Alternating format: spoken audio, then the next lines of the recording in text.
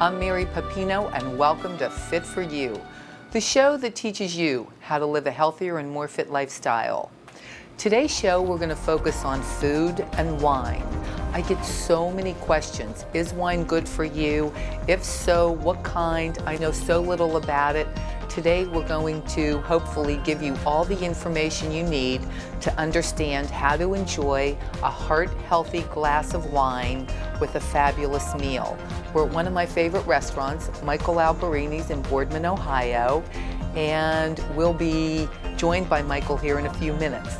Michael is probably one of the most knowledgeable individuals I know about the grape, about wines, and about food pairings. So I hope you walk away after today's show with some great ideas of how you want to enjoy fine dining the European way, sipping your wine with some fabulous heart-healthy food.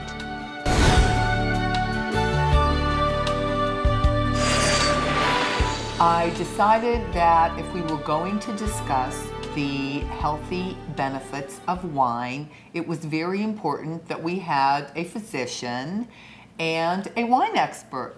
So I tapped into my very dear friends, Dr. Michael Lileus, as you all know from prior shows.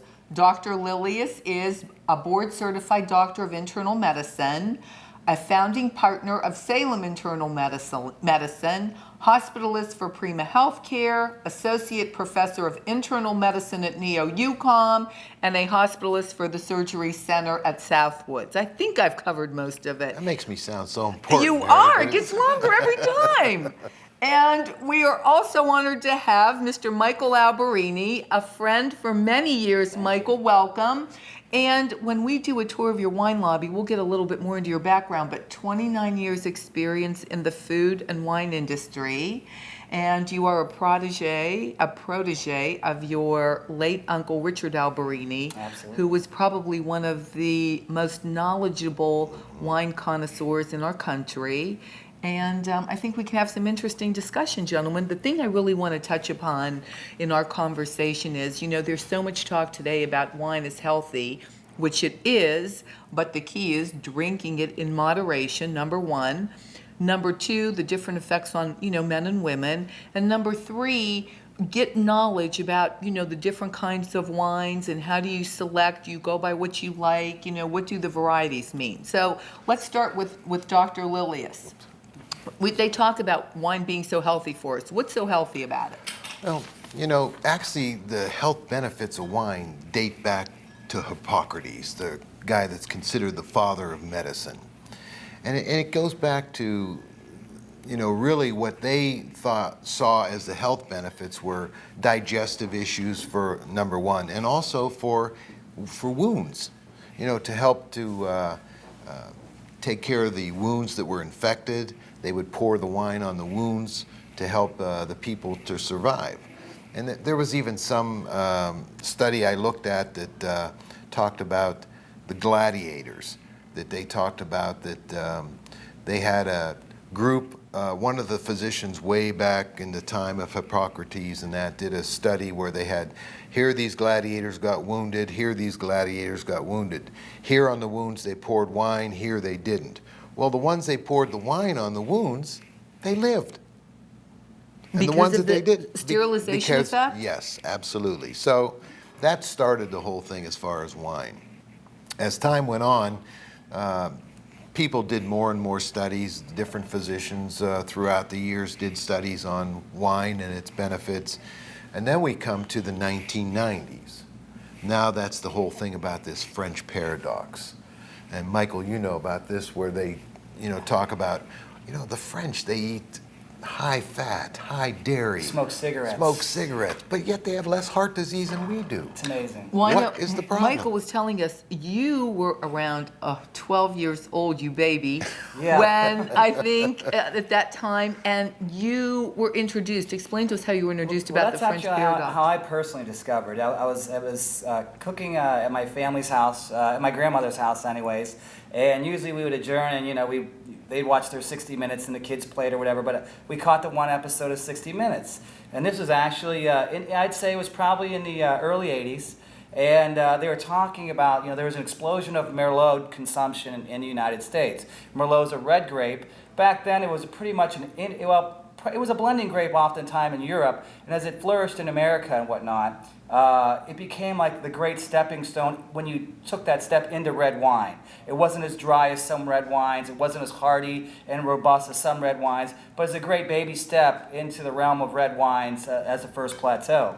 Well, they're talking about the Merlot grape and why people consuming it so much, and as Dr. Mike stated, they were talking about the French paradox. And consequently, how the French were outliving the Americans, just like Michael said here, and it was pretty amazing as they were talking about resveratrol, and resveratrol as an antioxidant or a chemical byproduct that is in red wine, were protecting blood vessels and linings and things like that, whatnot, and again, allowing people supposedly to live longer because of consumption of red wine. Now, what you were talking about earlier, red wine in moderation. They say Right. you can drink, doctor, you can tell me, I think 2 to 3 glasses is what they say a day, where it would be Exactly. considered heart healthy, but at the same time, it doesn't mean you can abstain Monday through Friday and drink 20 on a Saturday night. Exactly. I so admire the Europeans, and one of the reasons is because I think they know how to appreciate and have such a passion for dining, enjoying food and wine in moderation. And my dear friend Michael Alberini is probably one of the finest experts in this area because you know how to make dining a pleasure. It's not about gorging yourself on huge portions of unhealthy food and drinking to the point where you cannot drive or stand up. It's about enjoying the experience. And I wanted you to help us today, help our viewers to understand how you make that happen. So let's start with, you walk into the lobby and you walk into this beautiful wine lobby, and explain to me what your concept was in setting this up. Thanks, Mary. And you make a great point. People talk about dinner, and we're going to do dinner and a show. The European mentality and what we think about, and as a family-oriented person myself, dinner is the show, and wine is a part of that show, and from front to back. So a 1 hour dinner does not exist in my world. It's usually around a 2.5, 3 hour dinner, and that's whether I'm just with a guest, a friend, family, or whomever, and that's what it's all about. So when I built the concept of the restaurant itself, with all the wines, we offer about 500 plus wines by the bottle. And I'm very impressed. Your wine list has 500 plus, and we also have 30 wines that we offer by the glass, which is really nice. People that want to just try something different, and they're a little, leery of stepping into the pool of a different style of wine or whatnot, we afford them the opportunity to do that by providing taste, for nothing at the same time, but allowing the variety of selection for people. Also, a great description. Yeah, we do descriptions of all our wines. So we have our crab avocado salad. Yeah, I'm going to let Steve explain the dishes here.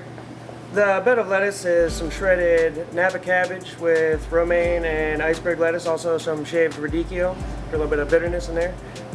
We have some fresh avocado that we fanned out with 3 ounces of lump crab meat. This is swimming blue crab. Also grape tomatoes that we've gotten from local farms here. The dressing is a poppy seed white balsamic with some shallots, white balsamic vinegar. This is homemade. All our dressings are homemade. And if I want a different dressing, I can substitute any dressing I want on my salads of your selection, correct? Absolutely. And the first salad dressing was olive oil, lemon juice, and sea salt, what I mean? If you're looking for a healthy alternative, that's a great salad dressing you can go with. And our second salad? Again, we have a similar base. We have the Napa cabbage, romaine, and iceberg. We've tossed some scallions, cilantro, toasted almonds, and our free-range chicken in there. We've topped it with some shredded carrots, and we have our Asian dressing here. It's a sesame and honey-based dressing with some soy and just Asian flavors in there, ginger. And the reason why I picked these two is because if you like seafood, you can have your crab and avocado. If you enjoy your chicken, there's a delicious free-range white chicken involved in the second. They look fantastic. About how long does this dish take in general when you have all the products together? General execution of this dish takes about 4 to 5 minutes, I would say. You know, just using high heat in a thin pan like this. Something relatively easy to construct at home as well. Absolutely. We can throw the only things left to go on are... We have our Szechuan sauce. It's, you look in the Asian aisle at the grocery store, you might find a fermented black bean sauce. Our Szechuan sauce is a basic black bean sauce, a little soy, a little sriracha, a little hot sauce. But and the hot sauce is optional depending on how spicy you want to make we it. use just a very mild touch. You know, with the finished product of the dish, you really don't pick up much heat at all. It's just something to add, you know, balance to it. So we'll go ahead and add our sauce. I noticed every time you add an ingredient, you stir. You just don't throw everything together. We want to make sure that the product is cooked evenly, you know, incorporated well. If you just, you know, if you take the time to make sure it's all incorporated, then, you know, every bite's going to have that perfect balance of flavor. Are we going to add the... We're going to add the cilantro and scallions last. You really want to keep that brightness from the fresh herbs and the, you know, the little crispness of the scallions. And the chicken piccata, I'm going to taste. It looks The moment of truth, here phenomenal. we go. Oh my God. Chicken piccata actually be heart healthy and delicious. Does that work for you? Absolutely, it's fabulous. I told you, I'm coming back later tonight for dinner. This is what I want to have. I might try it with the whitefish just because now I've had the chicken, but it's outstanding. Very nice.